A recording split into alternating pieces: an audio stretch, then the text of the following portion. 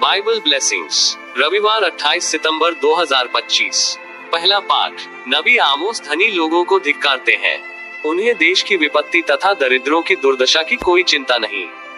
उनके भोग विलास का शीघ्र ही अंत हो जाएगा। जब शत्रु देश को हराकर यहूदियों को निर्वासित करेंगे तो धनी लोगों को सबसे पहले अपना देश छोड़ना पड़ेगा। नबी आमोस का ग्रंथ 6:1-4-7।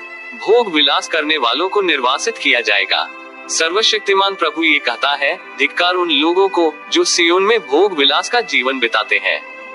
धिक्कार उन्हें जो समारिया के पर्वत पर अपने को सुरक्षित समझते हैं। वे हाथी दांत के पलंगों पर सोते और आराम कुर्सियों पर पैर फैलाए पड़े रहते हैं। वे कुंड के मेमने और गौशाला के बछड़े चट कर जाते हैं। वे सारंगी की ध्वनि पर ऊंचे स्वर से गाते और दाऊद की तरह नए वाद्यों का आविष्कार करते हैं। वे प्याले पर प्याला मदिरा पीते और उत्तम सुगंधित तेल से अपने शरीर का विलेपन करते हैं, किंतु उन्हें यूसुफ के विनाश की चिंता नहीं है। इसलिए उन्हें सबसे पहले निर्वासित किया जाएगा और उनके भोग विलास का अंत हो जाएगा। प्रभु की वाणी। भजन स्तोत्र 145:6-10।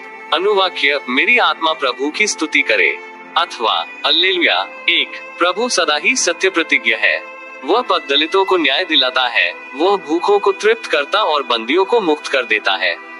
अनुवाक्य, मेरी आत्मा प्रभु की स्तुति करे, अथवा हल्लेलुया। 2। प्रभु अंधों की आंखों को अच्छा करता और फूके हुए को सीधा करता है। वह परदेशी की रक्षा करता और अनाथ तथा विधवा को संभालता है। अनुवाक्य, मेरी आत्मा प्रभु की स्तुति करे, अथवा हल्लेलुया। 3। प्रभु धर्मियों को प्यार करता और विधर्मी के मार्ग में बाधा डालता है। प्रभु सियोन का ईश्वर युगानुयुग राज्य करता रहेगा। अनुवाक्य, मेरी आत्मा प्रभु की स्तुति करे, अथवा हल्लेलुया। दूसरा पाठ। संत पौलुस अपने प्रिय सहयोगी तिमोथी से अनुरोध करते हैं कि वह अपनी साधना में दृढ़ बने रहें।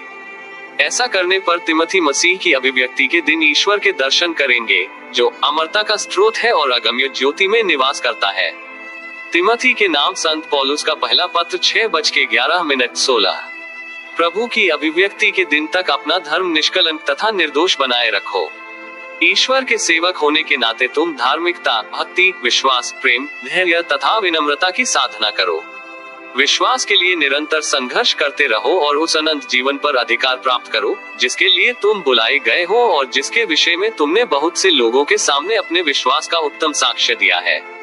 ईश्वर के सामने, जो सबको जीवन प्रदान करता है, और यीशु मसीह के सामने, जिन्होंने